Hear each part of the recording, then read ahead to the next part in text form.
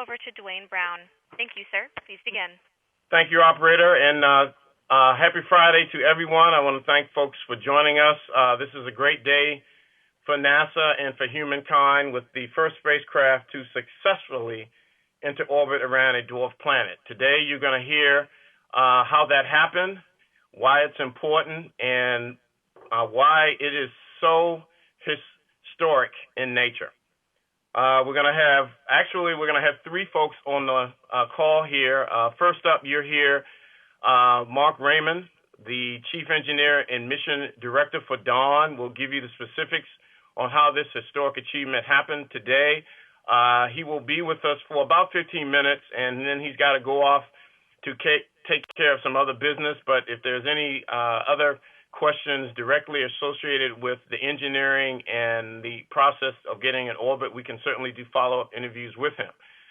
Following Mark will be Carol Raymond, the Dawn Mission Deputy Principal Investigator at the Jet Propulsion Laboratory in Pasadena, and Mark is also at JPL. And following Carol will be Jim Green, the Director of the Planetary Science Division here at NASA headquarters, with his portfolio, everything going on. This is just the beginning of several months of incredible science, discovery, and exploration. This call will be replayed in its entirety until Wednesday. That call-in number to hear this entire teleconference is 888-562-0226. And again, I want to thank you. If you have any other questions, my name is Dwayne Brown with the Office of Communication. So let's get started, and let's start out with Mark. Well, thank you. So we're here to talk, as you heard, about the first exploration of the first dwarf planet. So Ceres was discovered in 1801, and it's beckoned for more than 2 centuries. And finally today, Dawn answered that cosmic invitation. So it's using its advanced ion propulsion system, which I actually first heard of in a Star Trek episode from the logical Mr. Spock. And using it, it's flying a complex and elegant course into orbit that I think would be the envy of any crackerjack spaceship pilot. So at about 4:39 a.m. Pacific time today, Ceres reached out and tenderly took Dawn into its permanent gravitational embrace. So the spacecraft is in orbit, and it will spend the rest of its operational life there and will be there long, long beyond. Now, because it's using an ion propulsion system, the way it enters orbit is very different from what you normally think of. You tend to think of there being a spacecraft coming screaming up at high velocity, executing a whiplash-inducing, bone-rattling burn to drop into orbit. But Dawn does it differently. This ion propulsion system is fantastically efficient, 10 times the efficiency of conventional chemical propulsion, but it's also very gentle. And in fact, if you hold a single piece of paper in your hand, the paper will push on your hand as hard as the ion engine pushes on the spacecraft. And so the spacecraft just gradually, elegantly, gracefully crept up on Ceres and slipped into orbit. And so you also tend to think of there being a room full of tense, anxious people biting their nails, waiting to know whether there's going to be success or failure, but that's not the way it worked today. Mission control was empty. We weren't anxious or concerned. If there had been a glitch, which there was not, we could have gotten into orbit some other day because the ion propulsion system gives us fantastic maneuverability. So in my mind, the drama isn't in whether the mission will succeed or fail, whether there'll be a single glitch that could cause a catastrophic loss, or whether even a tiny mistake could spell doom. Rather, the drama is in the opportunity to unveil the wonderful secrets of the largest unexplored world in the inner solar system. And so today, when Dawn went into orbit at about 38,000 miles altitude, as it and Ceres were traveling together around the sun at nearly 39,000 miles per hour, that's what happened. So that's just a little bit of an overview, and now I'll turn it back to Dwayne. Thank you, sir, and congratulations. And Carol. Hi. We are really excited to be beginning this historic exploration of dwarf planet Ceres, which we also refer to as a protoplanet. We think of Ceres and Vesta as building blocks of the terrestrial planets, and they represent about 40% of the mass of the entire main asteroid belt. So together they are very different objects than most of the other material there, which is largely collisional debris that's left over from the violent scattering of material by Jupiter's gravity field. Excuse me. We'll be beginning our 16-month investigation of Ceres, in which we're going to spiral ever closer to the surface, executing a series of 4 science orbits. Our first science orbit will begin on April 23rd at about 8,400 miles from the surface. And between now and the start of that orbit in April, we will not be getting any more images because we are swinging around the dark side of Ceres at the moment. When we do get into that first science orbit, we'll get much better views of details of the surface. We'll watch Ceres rotate again from several vantage points, and we'll be able to look at the illuminated disk of Ceres to look for any material which might be lofted off of the surface by gases escaping from Ceres itself. So that will be an opportunity for us to follow up on the detection of water vapor near Ceres, which was made by the European Space Agency's Herschel Space Observatory and was reported in 2014. After the RC3 orbit, we'll spiral down to our first mapping orbit at 2,700 miles altitude. And there we will be getting a very detailed look at the minerals of the surface as well as the geologic features. We carry, in addition to cameras, which everybody is knowledgeable about from the fantastic images which have been returned, we also have an infrared spectrometer and a visible channel spectrometer, which are going to allow us to make very detailed maps of the composition or the minerals on the surface. And those allow us to infer processes that are going on below the surface and via the impacting processes that leave evidence behind on the surface. After that complete global mapping with our spectrometer, we spiral down to an orbit which allows us to get very detailed shape information, basically build a topographic map of the surface and start mapping the geologic features in exquisite detail.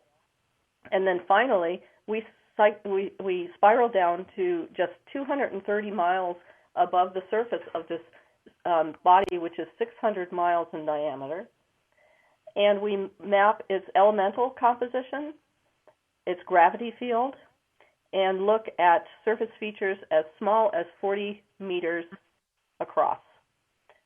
So by the time we finish in mid-2016, we're going to know Ceres in exquisite detail. We're going to understand why it has bright, very, very bright spots which are unique to any body in the solar system that's been explored thus far. And we're going to understand what Ceres means in terms of a building block for planets in our solar system. And back to you, Dwayne. Thank you. And now to Dr. Jim Green, Director for Planetary Science Division here at NASA headquarters. Jim? Thank you, Dwayne. You know, DAWN is not an acronym. You know, NASA loves acronyms, but DAWN really refers to a mission that's going back in time. It's visiting a region in the asteroid belt. It's been at Vesta, as was discussed, and now at Ceres, the number 1 and number 2 sized bodies in the asteroid belt. And that whole area has been the same for billions of years. It's a region where a planet should have been, but no planet was created. It's a region where Jupiter's gravitational interaction with this region has kept these pieces apart. Ceres, that protoplanet, that beginning seed of a planet, now allows us to look back in time to see how terrestrial planets are put together. It's spherical, which we now know means that it is gravity and its heat inside due to radioactive materials that it has created is allowed material that is heavy to sink to the bottom, probably has a core that's fairly extensive, silicate rock crust, and now we know extensively about its ice shell, but we need to know much more about it. Its ice shell surrounds the body, and it is a beautiful, beautiful example now of our dwarf planets, those things that are building blocks of planets. So Dawn is just such a wonderful mission to explore that early part of the solar system because it's right here in front of us today. What we learn about from Dawn, about our building blocks, about this region, about these asteroids, I'm sure will also inform us about other solar systems and how rocky planets are created in those locations around other stars. So it's a tremendously historic mission, and we're delighted it's there safely, and we can't wait for the science results to come out. So with that, let me turn it back over to Dwayne. Thank you all. Before we go into the Q&A, just a couple of follow-ups here. For Mark Raymond, his name was not listed on the advisory, let me make sure you all have his spelling right. It's M-A-R-C-R-A-Y-M-A-N. That's M-A-R-C-R-A-Y-M-A-N. And again, Chief Engineer and Mission Director for Dawn at the Jet Propulsion Lab. And I may have given out the wrong information on when the pictures will actually be taken. Mark, did you want to clarify when the pictures will come in or start? Yes, as Carol or somebody said, we're on the dark side of Ceres now, so we're using a combination of Ceres gravity and the ion engine to sort of pull Dawn back towards Ceres. And so we're not taking pictures now, but we will resume taking pictures April 10th. And so we'll take pictures a few more times before we get down to this first 8,400-mile altitude intensive, or this orbit at 8,400 miles from which we take intensive observations. Thanks for clarifying that, Mark. My mistake on that. So I know Mark is going to have to leave us. He has other commitments. But again, if you have any specific engineering questions, we can get to those at a later time today if we don't have the answers. So with that, let's go ahead, operator, and transition into the Q&A. Thank you. At this time, if you wish to ask a question, please unmute your phone and press *1. Again, that is *1 if you wish to ask a question. One moment, please, for questions to queue.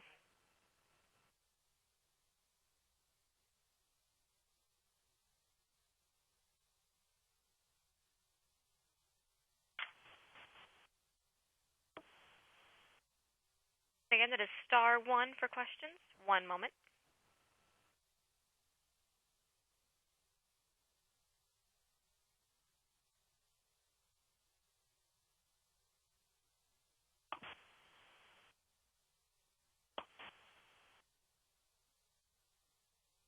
We have one question on the line. One moment.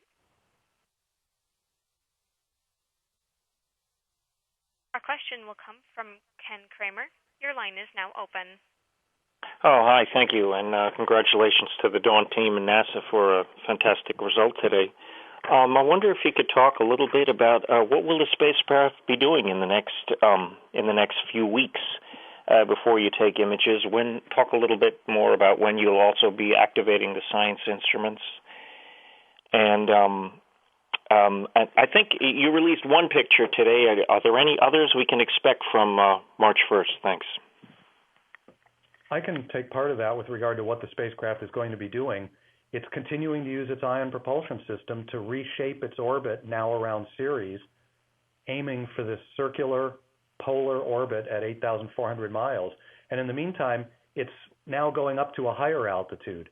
So when it was captured, it was around 38,000 miles in altitude.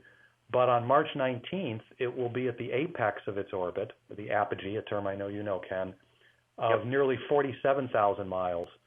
So it's continuing to thrust. It's reshaping the orbit, changing the plane of the orbit because we want to fly over the poles by flying over the North Pole, then south toward the equator, and then over the South Pole. As Ceres rotates underneath the spacecraft, it gives us a view of the entire surface. And so there's a lot more maneuvering ahead so that we can begin taking the detailed science observations. We're also, we've used both the camera and the combination visible and infrared mapping spectrometer, but we have not yet turned on the gamma ray spectrometer nor the neutron spectrometer. That is, we haven't turned them on here at Ceres. Obviously, we've used them extensively before, and so that's going to happen soon as well.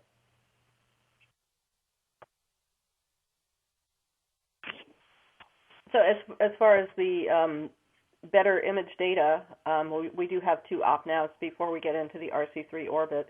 But as I said before, the RC3 orbit is when we will be seeing a big change in our understanding of the surface of Ceres. Were there any other images from March 1st? That's what I was wondering. Oh, no. The images that were released, not every image was released, but they're similar to the one that was released.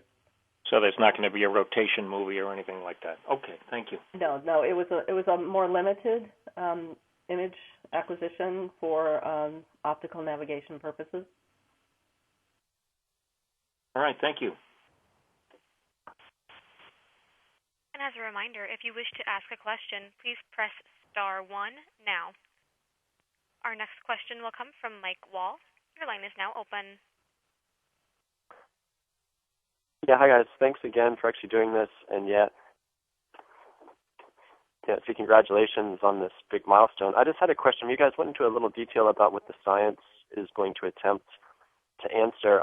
But yeah, I mean, are there any things in particular that you're looking forward to, Carol or Mark? Are there any particular questions you're sort of most excited to try to learn the answers to? Would it be the bright spots, the plumes, anything in particular?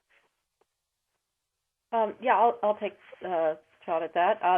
So the bright spots and the plumes are really kind of symbols of what we're after at Ceres, and it's really to understand how a body accreted from the solar nebula, how it came together from the primordial protoplanetary disk, and then what processes acted on that material to the body that we see today. And the body we see today, as Jim was describing, we know it has an ice layer because its density is so low compared to rock that we know that it still has rock and ice.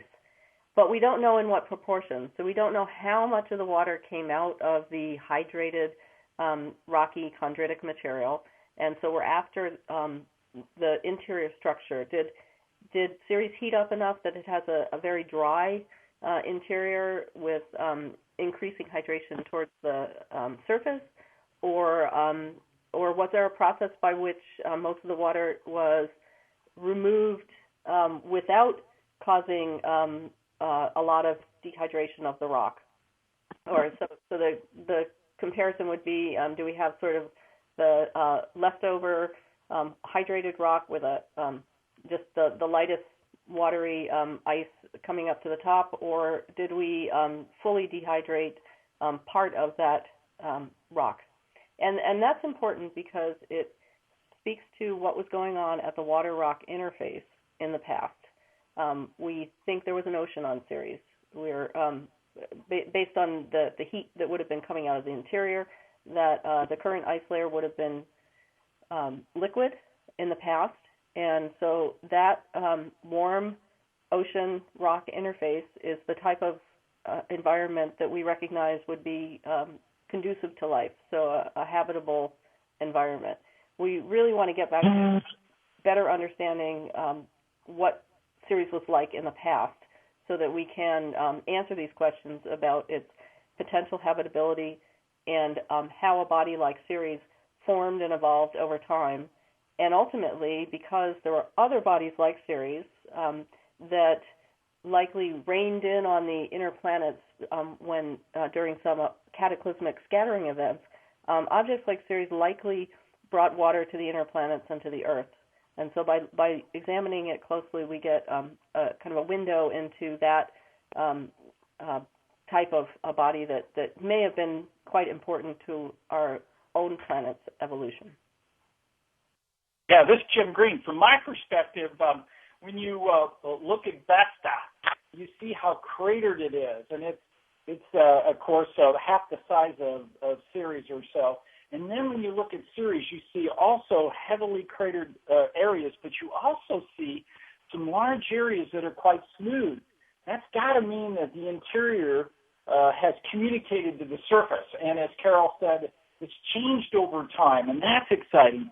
The next step, of course, when I look at it as head of planetary science, I know we're going to be flying through the Pluto system, and we're going to be looking also at other icy bodies. So that's going to be another opportunity for us to compare Ceres with Pluto. Now, Pluto is twice the size of Ceres. So there's a normal progression in sizes within our solar system that also allows us to do these inner comparisons. Their position and the raw materials where they are that they've accumulated can tell us a lot about the evolution of our solar system. And so we've got a lot to learn, and Ceres is that next step. Thank you. And as a reminder, please press star 1 now if you wish to ask a question. One moment, please.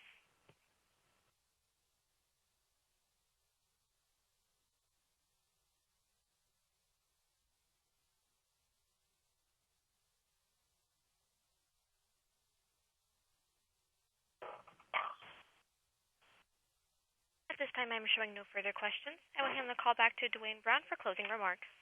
Well, thank you, operator. Short and sweet. Again, I want to thank folks for listening in, and we can certainly do any follow-up interviews you may have. I want to thank Mark for giving us an update on where we are now with the images and with the spacecraft. Any images or any other information will be on the website at www.nasa.gov/dawn, and this conference call will have a replay until Wednesday at 888-562-0226. Thank you again. Congratulations to the team, and have a great weekend. Back to you, operator. Thank you. With that, we'll conclude the conference. Thank you for your participation. We disconnect at this time.